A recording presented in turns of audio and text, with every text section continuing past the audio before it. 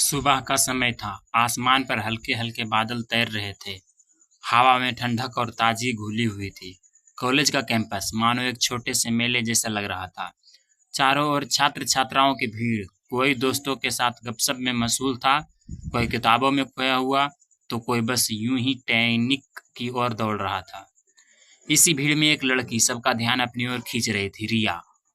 उसकी उम्र बमुश्किल 22 साल रही होगी, लेकिन उसके चेहरे पर ऐसी मासूमियत थी कि लगता मानो अभी-अभी किसी परियों की किताब से बाहर आई हो। गोरा रंग, हल्की गुलाबी छाया वाला चेहरा, बड़ी-बड़ी बादामी आंखें जिसमें चमक थी, जैसे किसी बच्चे की शरारत, और होठों पर वह मोहक मुस्कान जिसे देखकर हर कोई पल भर के लिए अपनी चिंताएं भूल जाता। रिया ने हल्का सा नीला सलवार सूट पहना हुआ था, जिस पर सफेद फूलों की कढ़ाई थी। उसकी चुन्नी हवा के झोंके में लहर रही थी, और उसके लंबे बाल उसके कंधे से नीचे गिरते हुए चमक रहे थे। कॉलेज में बहुत सी लड़कियां खूबसूरत थी, लेकिन रिया की मुस्कान में कुछ ऐसा था जो उसे सबसे अलग बना देता। उसकी हंसी किसी संगीत की तरह थी। जहां वह खड़ी होती, वहां माहौल हल्का फुल्का हो जाता। दोस्त उसे देख कर मुस्कुरा देते, लड़के उसे देखते देखते रह जाते, और टीचर भी उसकी मासूम हंसी देखकर डांटते डांटते पिघल जाते। उसी कैंपस में आज नया एडमिशन लेने आया था आरव। लंबा कद, गहरी भूरी आंखें, हल्की दाढ़ी और तेज जबड़े की बनावट जैसे बाकी लड़कों से अलग बनाती थी। उसके भूरे रंग की जैकेट और नीली जींस पहन रखी थी। उसके हाथ में बैग था, और चेहरे पर हल्की सी उलझन कि कौन सी क्लास कहाँ जाए। भागते भागते आरव अचानक रिया से टकरा गया। रिया की किताबें जमीन पर बिखर गई। रिया ने पहले तो थोड़ी नाराजगी से देखा, फिर जैसे उसकी नजर आरव पर पड़ी, उसके होठों को हल्का सा टेढ़ा कर हंसी छोड़ दी। देख कर नहीं चल सकते, उसने शरारती अंदाज में कहा। आरव थोड़ा शर्मा गया, लेकिन तुरंत किताबें उठाकर बोला, सॉरी, गलती से टकरा गया। वैसे गलती मेरी ही थी, पर हंसी आपकी ही जीत रही है। रिया खिलखिला पड़ी। उसकी हंसी इतनी साफ संगीतमय थी कि आसपास खड़े छात्रों ने भी मुस्कुरा दिया। आरव मन ही मन सोचने लगा, वाह, ये लड़की कौन है? इतनी मुस्कान तो किसी जादू से कम नहीं। कुछ देर बाद कैंटीन में दोनों की फिर मुलाकात हुई। रिया अपने दोस्तों के साथ बैठी थी। उसके पास हमेशा भीड़ लगी थी, क्योंकि उसकी बात इतनी मजेदार होती थी कि हर कोई हंसता ही रह जाता। देखा था उसने लड़के को? रिया ने अपनी सहेली से कहा। कितना सीरियस चेहरा है, जैसे किसी जासूस की तरह घूम रहा हो। सब हंस पड़े। इतना कहते ही उसकी नजर कैंटीन के दरवाजे पर खड़े आरव पर पड़ी। आरव ने कॉफी का कप उठाया और थोड़ी झिझकते हुए उनके टेबल की ओर आया। हाय, मैं आरव, नया एडमिशन। रिया ने हल्की मुस्कान के साथ हाथ बढ़ाया।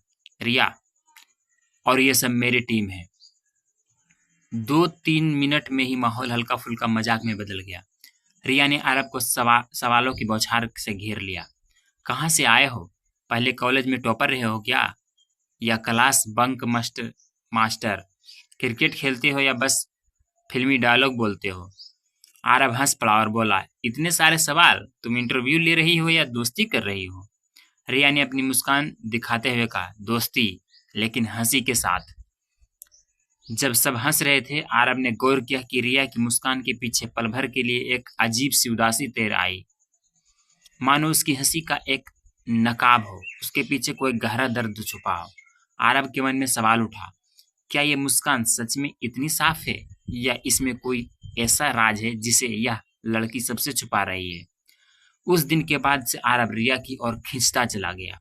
रिया सबको हंसाती थी, लेकिन उसकी हंसी में एक रहस्य था, एक सन्नाटा जिसे सिर्फ आरव ने नोटिस किया। कॉलेज का अगला दिन हमेशा की तरह रौनक भरा था। सुबह की क्लास में लड़कियां अपनी सीटों पर नोट्स बना रही थी, लड़के फुसफुसा कर मजाक कर रहे थे, और प्रोफेसर साहब अपनी मोटी ऐनक के पीछे से सबको घूर रहे थे। रिया अपनी सीट पर बैठी थी। आज उसने हल्के पीले रंग की सूट पहना हुआ था, जिसके गले पर लाल कढ़ाई थी। उसकी चुन्नी आज भी हवा में उड़ रही थी, और बाल एक सलीके से बंधी चोटी में बंधे हुए थे।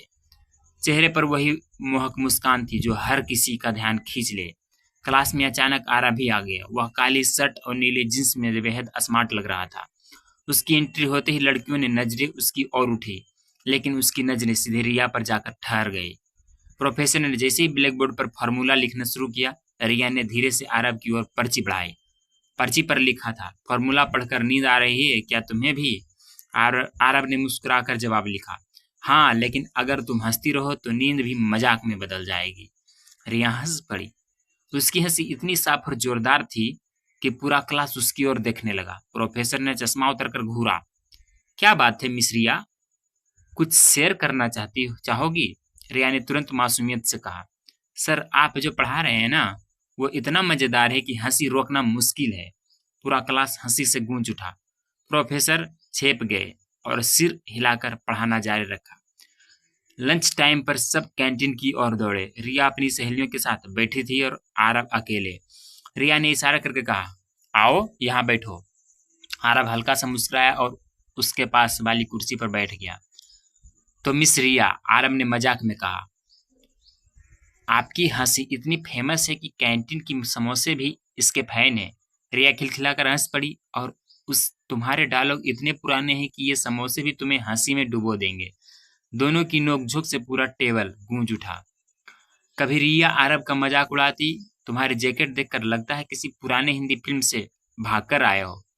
तो कभी आरब पलट कर बोलता, और तुम्हारी चुन्नी देखकर लगता है जैसे हवा से दोस्ती करने आई हो। यह हंसी मजाक धीरे धीरे दोस्ती में बदलने लगा। खेल का मैदान जहां सब क्रिकेट खेल रहे थे, रिया अपने दोस्तों के साथ खड़ी थी और जोर जोर से हंस रही थी। अचानक गेंद उसकी ओर आकर गिरी। आरब भागता हुआ आया और रिया के पास रुका। उसके हाथ में गेंद छूकर नीचे गिर गई। दोनों की अंगुलियां एक दूसरे से टकरा गई। उस पल रिया की हंसी थम गई। उसकी बड़ी बड़ी आंखें आरब की ओर में जा टिकी। वह पल कुछ सेकंड का था, लेकिन उसमें एक अजीब सी चिंगारी थी।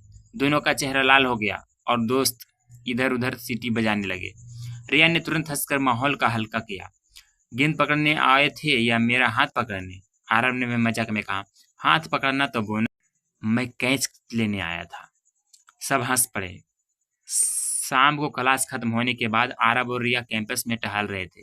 रिया चुपचाप घास पर बैठ गई। आज उसकी मुस्कान थोड़ी कमजोर लग रही थी। आरब ने धीरे से पूछा, रिया तुम हमेशा हंसती रहती हो, लेकिन कभी कभी ऐसा क्यों लगता है कि तुम्हारी मुस्कान के पीछे कोई कहानी छुपी है? रिया कुछ पल चुप रही, फिर बोली, आरब हंसी मेरी पहचान है, लोग मुझे देखकर खुश होते हैं। लेकिन उसकी आंखें भर आए, फिर तुरंत चेहरा दूसरी ओर घुमाकर मुस्कान ओढ़ ली। लेकिन ये सब बस मजाक है। आरब उसके चेहरे को गौर से देख रहा था। उसकी हंसी खूबसूरत थी, लेकिन आंखों में एक ऐसा राज छुपा था जो कोई समझ नहीं पा रहा था। अचानक दूर से कोई काला साया पेड़ के पीछे खड़ा दिखा। आरब ने मुड़कर देखा, लेकिन वह गायब हो गया। रिया ने कुछ भी नहीं कहा, लेकिन उसके चेहरे पर डर की हल्की झलक आई। उसने तुरंत मुस्कान ओढ़ ली और बोली, चलो देर हो रही है। आरब समझ गया कि यह लड़की अपनी हंसी के पीछे कुछ छुपा रही है, और वही राज आगे उसकी जिंदगी का सबसे खतरनाक सच बनने वाला था।